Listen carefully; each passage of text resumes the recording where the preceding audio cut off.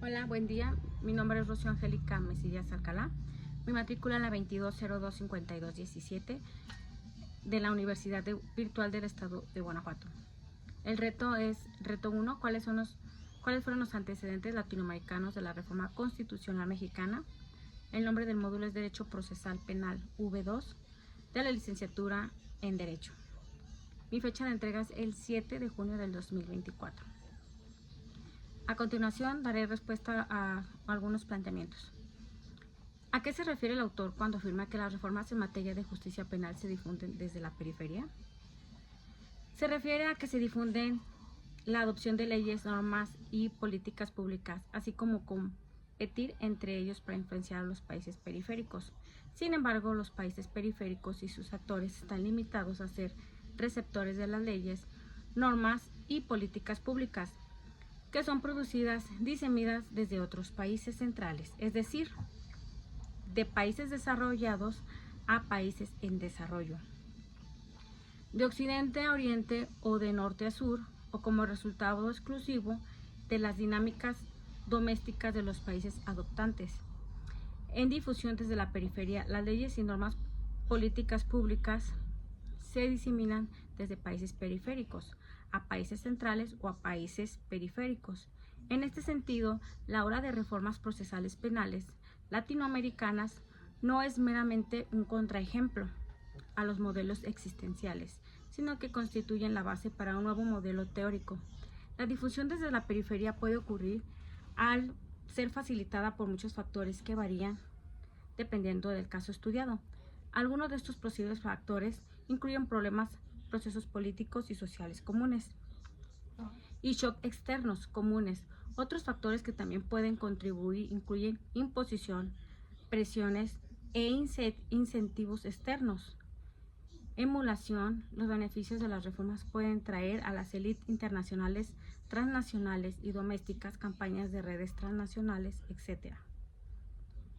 Dado que muchos de estos factores también juegan un rol en otros modelos de difusión, las contribuciones de las teorías y describen citas al comienzo de esta sección.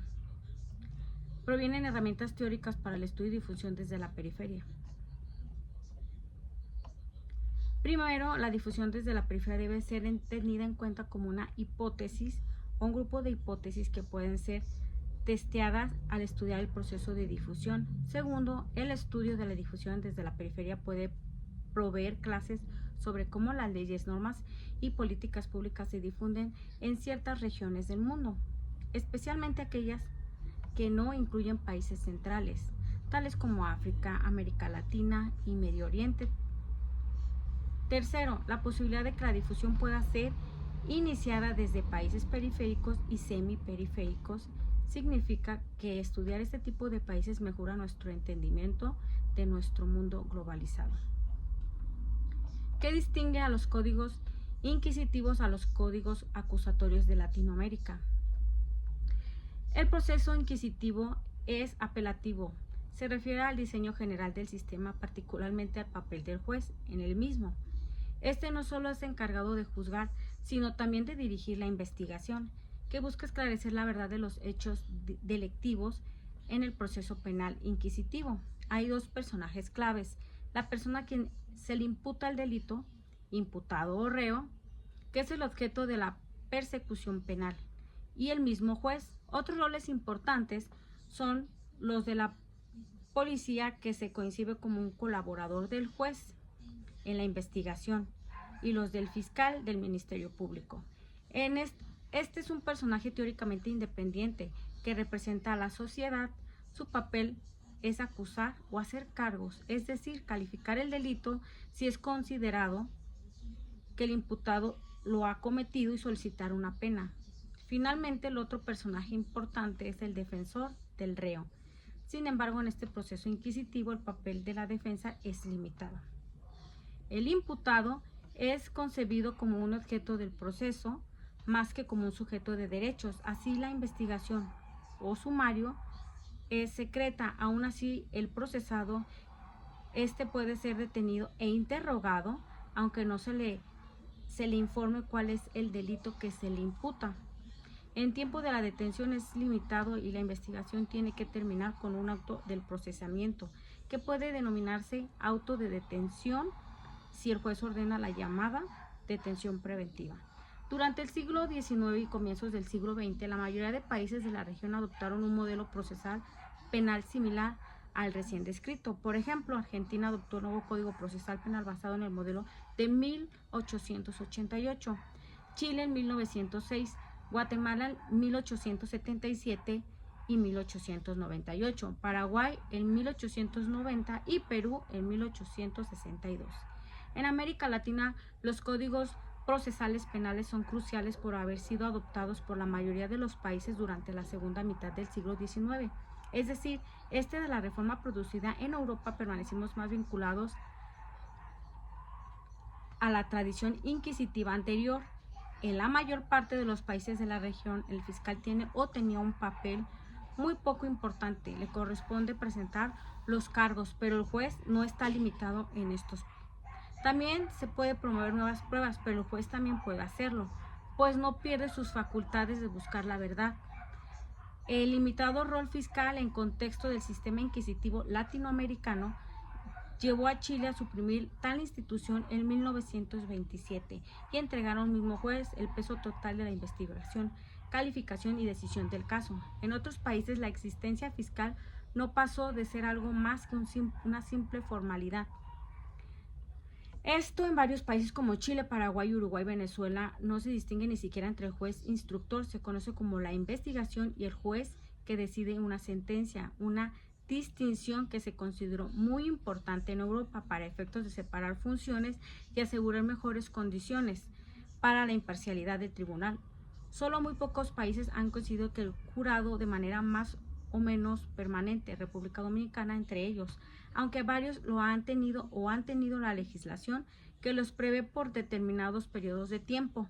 Estos elementos han generado una concentración de funciones en la persona del juez del crimen que difícilmente puede encontrar parangón en otras regiones. Otro rasgo del proceso penal latinoamericano es el carácter escrito. Los actos procesales son ocasionales, formales y frecuentemente entre ellos simplemente se leen o se consignan los documentos que las partes o el juez han preparado y de esta manera las actas procesales son el eje del proceso y las prácticas se dan muy poco contacto entre el proceso y el juez. De hecho, muchos actos se deben ser prescindidos por el juez conforme al código, no solo sino que realiza ante un empleado tribunal, luego el juez lo firma como si hubiera estado presente. Esto es lo que se conoce como delegación de funciones judiciales y ha sido tradicionalmente el uso de los problemas del proceso inquisitivo más extendidos en América Latina. Este rasgo escrito le da un carácter extremadamente formalista al proceso.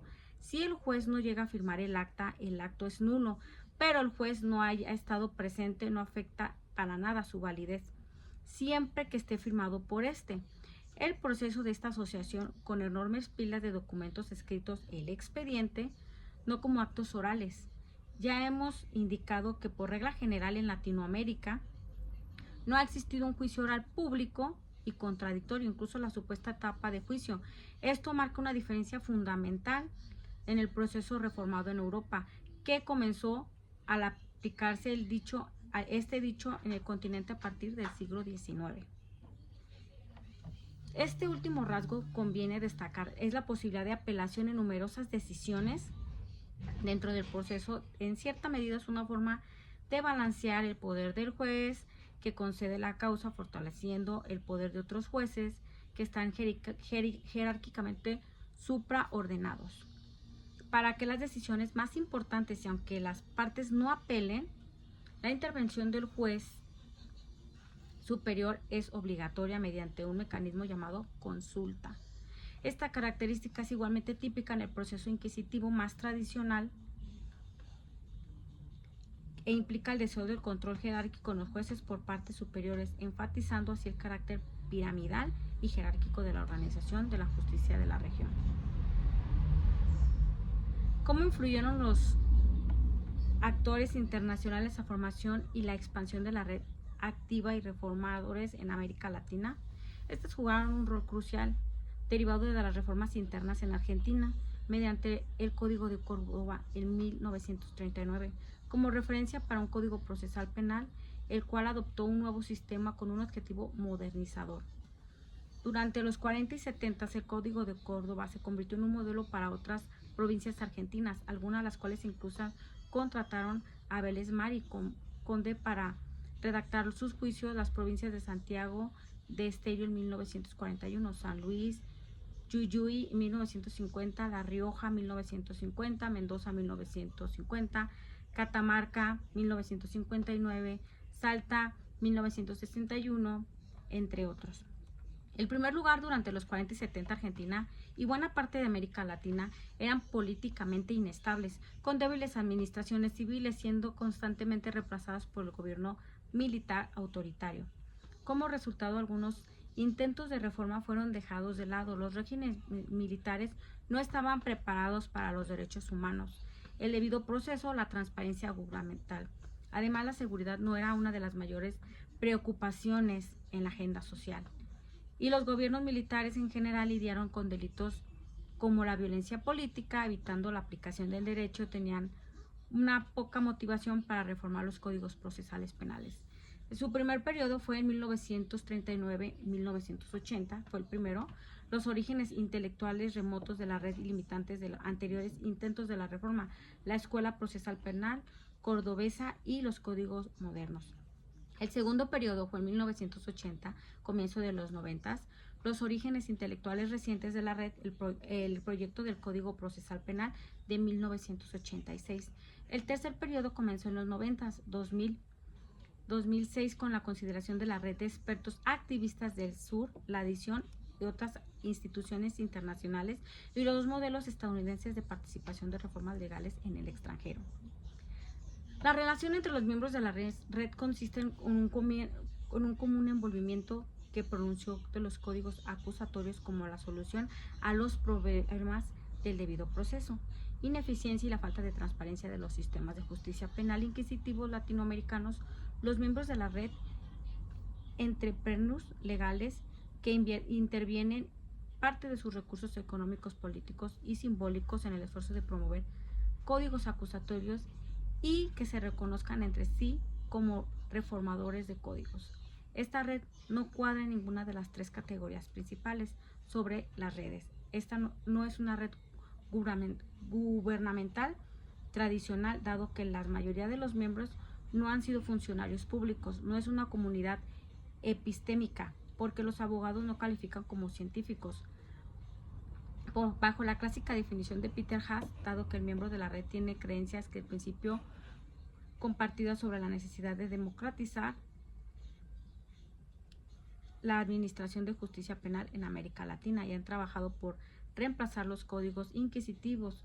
Debido a estas creencias, esta red pretenda elementos de red apoyo de uno de los movimientos sociales transnacional, que dado los miembros son expertos de esta red, tampoco encuadran en plenitud dado las últimas categorías. A lo largo de los años, América Latina ha dado de qué explicar porque 14 países latinoamericanos adoptaron códigos procesales penales similares en un periodo de 15 años. Es de por sí una importante y compleja cuestión para explorar cómo estas reformas han dado y han funcionado.